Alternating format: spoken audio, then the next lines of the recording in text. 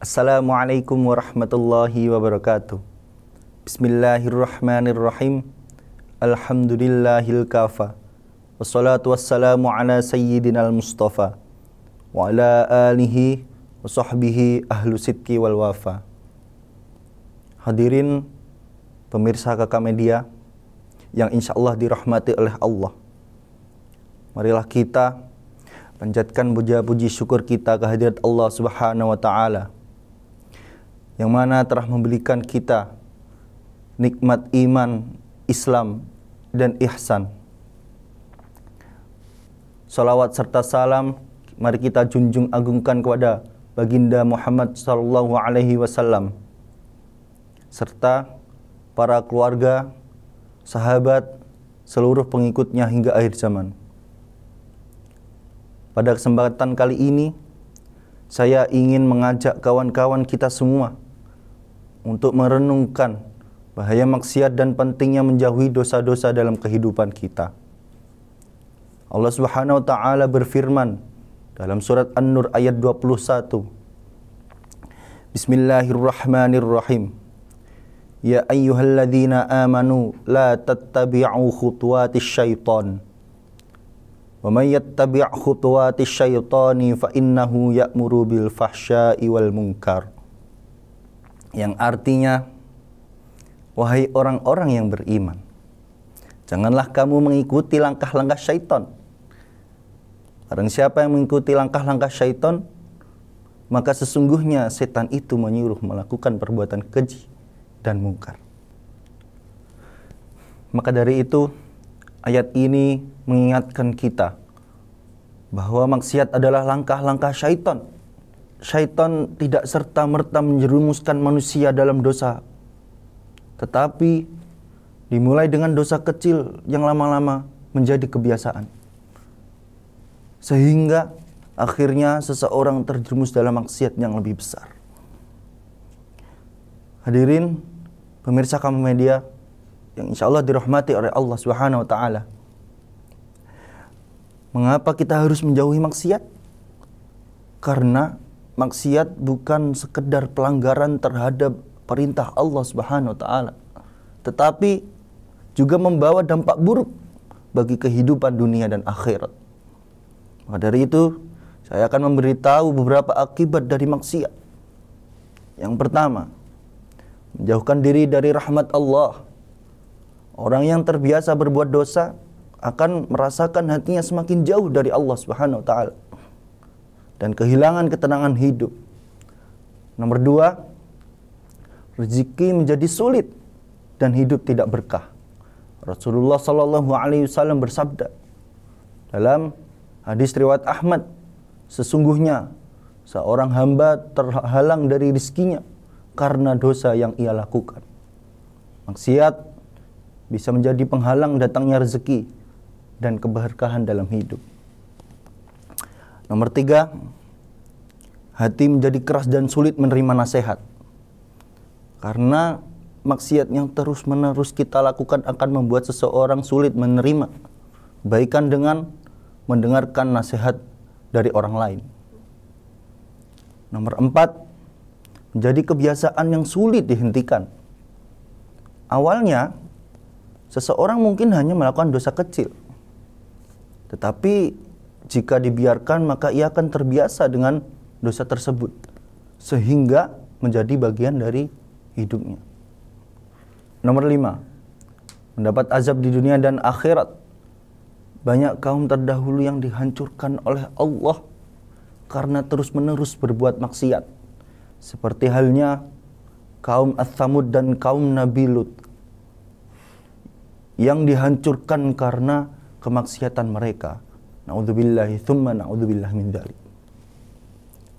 Dan hadirin pemirsa KK Media yang insya Allah dirahmati oleh Allah, maka dari itu kita sebagai manusia, akankah layaknya kita menjauhi maksiat? Karena Allah melarang makhluknya untuk menjauhi maksiat, dan maksiat tersebut adalah dosa-dosa besar. Maka dari itu saya akan memberitahu jenis-jenis maksiat yang harus dijauhi. Salah satunya adalah lalai dalam sholat.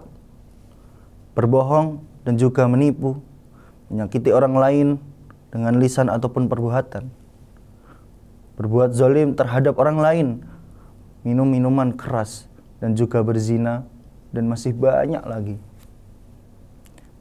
Dan yang terakhir, yakni cara-cara menjauhi maksiat. Bagaimana agar kita terhindar dari maksiat? Ada beberapa langkah yang bisa kita lakukan. Yang paling utama dan nomor pertama yaitu menjaga keimanan dan takwa kita. Bagaimana orang sadar bahwa Allah selalu mengawasi, akan lebih berhati-hati dalam bertindak. Allah mengetahui keberadaan kita. Allah juga melihat kita dimanapun kita berada. Nomor dua, menjauhi lingkungan yang buruk. Pergaulan memang sangat mempengaruhi dan juga sangat berpengaruh sekali dari perilaku seseorang. Jika kita bergaul dengan orang-orang yang gemar maksiat, maka kita pun akan mudah terpengaruh. Nomor tiga, menyibukkan diri dengan kebaikan. Jika waktu kita diisi dengan ibadah, ilmu, belajar, dan amal soleh, perbuatan baik, maka kita tidak akan memiliki kesempatan untuk berbuat maksiat. Dan nomor empat, yang ini, bersegeralah bertaubat. Jika kita terlanjur melakukan dosa, jangan menunda taubat. Maka Rasulullah SAW bersabda dalam hadis riwayat Tirmidzi, setiap anak Adam pasti berbuat dosa, dan sebaik-baik orang yang berdosa adalah mereka yang segera bertaubat. Selanjutnya, nomor 5, berdoa memohon perlindungan Allah. Rasulullah SAW mengajarkan kita untuk selalu berdoa agar dijauhkan dari godaan syaitan dan hawa nafsu.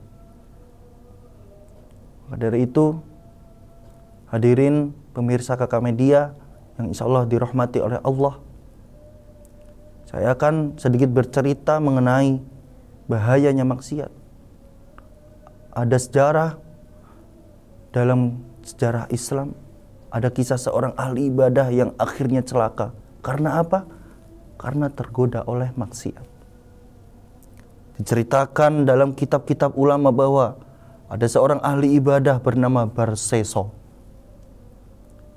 Kisahnya yang awalnya sangat taat sekali kepada Allah Subhanahu wa taala, namun karena satu dosa kecil yang ia lakukan, ia semakin lama semakin jauh dari Allah, hingga akhirnya meninggal dalam keadaan kafir.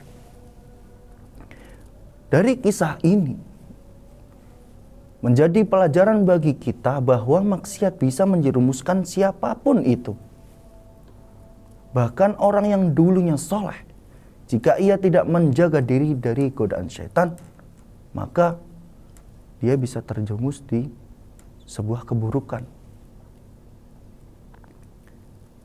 Dan semua ini yang saya jelaskan mungkin bisa ditutup kesimpulan, maksiat adalah jalan menuju kehancuran. Jika kita ingin hidup penuh keberkahan dan mendapat ridha Allah, maka kita harus menjauhi segala bentuk dosa dan kemaksiatan.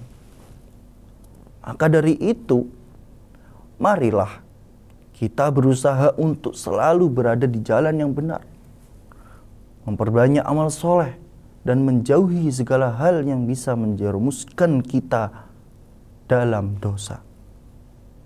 Dan semoga Allah Subhanahu wa taala senantiasa memberikan kita kekuatan untuk istiqomah dalam kebaikan dan menjauhkan kita dari segala bentuk maksiat. Untuk terakhir kalinya, saya tutup. Jika ada salahnya, saya mohon maaf kepada Allah, saya mohon ampun. Akhirul kalam, ihdinas siratal mustaqim. Assalamualaikum warahmatullahi wabarakatuh.